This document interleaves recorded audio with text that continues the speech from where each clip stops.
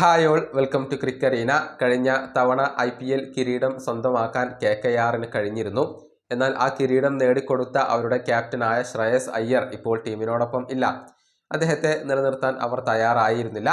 പകരം ഇനി മുതൽ അജിങ്ക്യ രഹാനെയാണ് കൊൽക്കത്ത നൈറ്റ് റൈഡേഴ്സിനെ മുന്നോട്ട് നയിക്കുക. പല പ്രധാനപ്പെട്ട താരങ്ങളെയും KKR നിലനിർത്തിയിട്ടുണ്ട്. ഉദ്ഘാടന മത്സരത്തിൽ RCBയെയാണ് KKR നേരിടുക. ഏതായാലും കൊൽക്കത്തയുടെ ഇത്തവണത്തെ ഒരു സ്ട്രോങ്ങസ്റ്റ് 11 എങ്ങനെയായിരിക്കും? UC ക്രിക്കറ്റ് ഇതുമായി ബന്ധപ്പെട്ട ഒരു ലേഖനം പ്രസിദ്ധീകരിച്ചിട്ടുണ്ട്.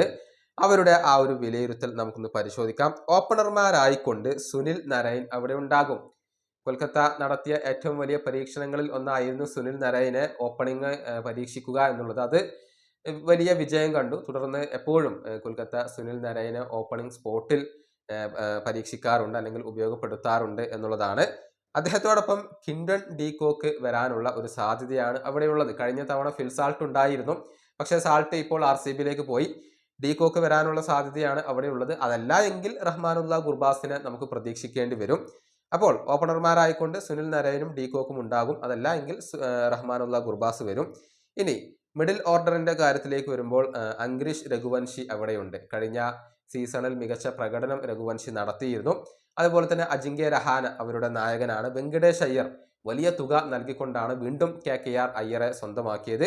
അതുപോലെ തന്നെ റിങ്കു സിംഗ് അവരുടെ ഫിനിഷർ റോളിലായിരിക്കും ഉണ്ടാവുക. അതുപോലെ തന്നെ ആന്ദ്രേ റസൽ, അദ്ദേഹമാണ് KKRന്റെ നട്ടെല്ല് എന്ന് തന്നെ പറയേണ്ടി വരും. ഒരുപാട് കാലമായി KKRന് വേണ്ടി ബാറ്റ് കൊണ്ടും ബൗൾ കൊണ്ടും തിളങ്ങുന്ന താരമാണ് ആന്ദ്രേ റസൽ. അതുപോലെ തന്നെ രമൺദീപ് സിംഗ് കൂടി അവിടെ വരുന്നു. അങ്ങനെയാണ് KKRന്റെ ഒരു മിഡിൽ ഓർഡർ ഇപ്പോൾ വരുന്നത്. ഇനി ബൗളർമാരായിക്കൊണ്ട് ഹർഷിത് റാണ വരുന്നു. ഹർഷിത് റാണ ഇന്ത്യക്ക് വേണ്ടി ഇപ്പോൾ മികച്ച രൂപത്തിൽ കളിക്കുന്നു. അതുപോലെ തന്നെ സ്പെൻസർ ജോൺസൺ അവിടെയുണ്ട്.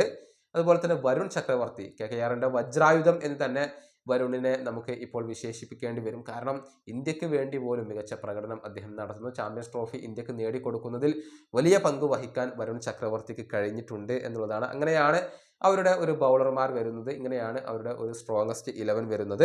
ഇനി ഇമ്പാക്റ്റ് പ്ലെയർ ആയിക്കൊണ്ട് വൈഭവ് അറോറയെ അവർക്ക് ഉപയോഗപ്പെടുത്താം എന്നുള്ളതാണ്. കഴിഞ്ഞ സീസണിലൊക്കെ വൈഭവ് അറോറ മികച്ച പ്രകടനം നടത്തിയിരുന്നു. ഇങ്ങനെയാണ് UC ക്രിക്കറ്റ് നൽകുന്ന KKRന്റെ ഒരു സ്ട്രോങ്ങസ്റ്റ് 11. ഇതുമായി ബന്ധപ്പെട്ട നിങ്ങളുടെ അഭിപ്രായങ്ങൾ നിങ്ങൾക്ക് പങ്കുവെക്കാം. ഈ വീഡിയോയുടെ അവസാനിപ്പിക്കുന്നു. അടുത്തൊരു വീഡിയോ കാണാം.